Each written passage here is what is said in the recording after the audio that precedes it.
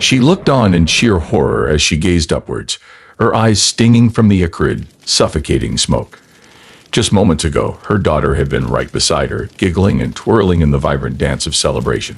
But now, all she could see was an impenetrable veil of black smoke swallowing her child from her sight. Was this part of the wedding festivities, or a nightmare from which she couldn't awaken? The wedding tent that had just echoed with the voices of singing, dancing, and laughter turned into heart-piercing screams and wailing. Mothers, daughters, and everyone under the wedding tent cried for help as red raging flames of fire played within the tent. Women looked around, their vision obscured by thick smoke, the once radiant hues of celebration replaced by an ominous glow of encroaching flames. They couldn't see or breathe any longer. All they could hear were the anguished screams of other women and children, the heart-wrenching cries of pain as they were burned alive, the shrieks of anguish as they were toppled to the floor and crushed to death. And just when it seemed that the situation couldn't get any worse, amid the chaos and desperation, as they pushed and shoved to reach the only exit, the tent, supported by 12 pillars, collapsed. It crumbled like fiery meteors, raining down on the heads of the trapped guests inside. As the tent fell on top of the screaming women and children, their family members, husbands, fathers, and brothers were outside, helpless, watching in despair, bearing witness to the death of their loved ones. Outside had been transformed into chaos. Men worked frantically, dragging the charred bodies away from the fire, using their own clothes to extinguish the flames and cover the victims' bodies as they waited for help. The first call to emergency services came at 8:30 p.m. that night, but by the time the firefighters arrived, it was already too late. The fire had consumed the tent and its occupants, leaving behind a scene of unimaginable devastation in less than 3 minutes. Burned clothing, charred furniture, and twisted metal frames were all that remained of what was once a joyous celebration. The aftermath painted a grim tableau of sorrow and loss. Many of the victims were burned beyond recognition, necessitating the use of dental and medical records for identification. Over the following days, several critically injured survivors would succumb to their burns. It was a heart-wrenching tragedy that would forever haunt the memories of those who witnessed it. Grief and anger washed over the nation. The final tally of the dead reached a horrifying 57 women and children, with an additional 74 suffering injuries. The bride and groom, fortunate enough to have been elsewhere during the fire, emerged unscathed from the catastrophe. Authorities at first suspected electrical faults as the culprits, but the truth was far more sinister. As investigators delved deeper into the charred remnants of the tent, they uncovered a chilling revelation. The fire had been deliberately set, a horrific act of arson. Who could be this evil to commit such a heinous crime? To understand what happened in Kuwait on 15 August 2009, let's turn back the clock to the beginning of our story. It all started with a 36-year-old man named Zaid and a 17-year-old girl named Nazra, who tied the knot in 2003. Despite the significant age gap, their lives were initially filled with peace and happiness. This union brought forth 2 children, a boy and a girl. However, Zaid displayed little interest in actively parenting their children. He believed his role ended with providing financial support to the family, leaving the rest to Nazra. She assumed this responsibility but soon felt overwhelmed by the immense burden, especially as both children faced health issues that further strained her, and consequently her marriage. This situation led to frequent arguments and tension. Zaid began to voice his complaints to his family about his life and the constant bickering between him and his wife. His mother and sisters advised him to consider marrying again, a suggestion that Zaid found appealing.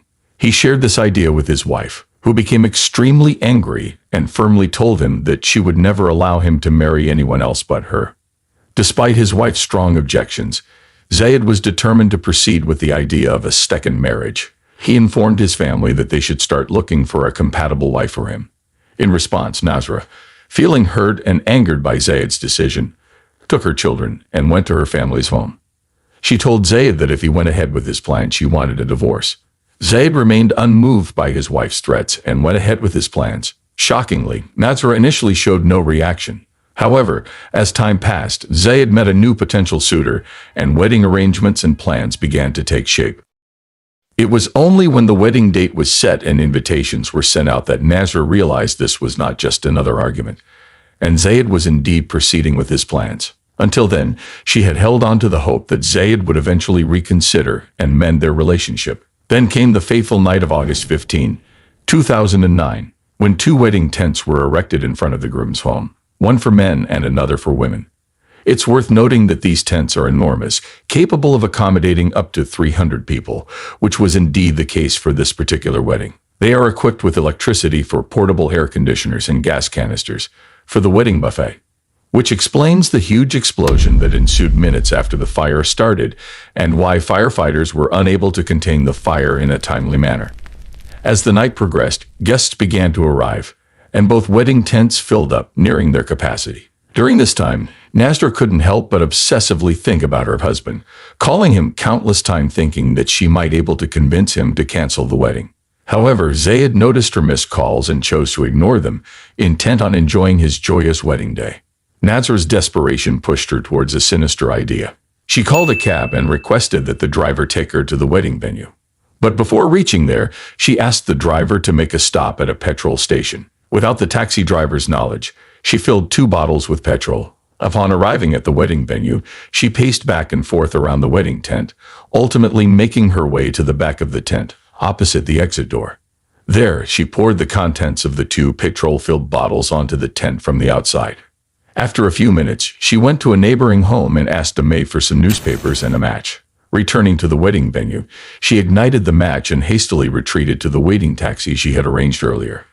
As she headed home, she heard the horrifying screams behind her, and a brief sense of satisfaction washed over her, thinking she had succeeded in canceling the wedding.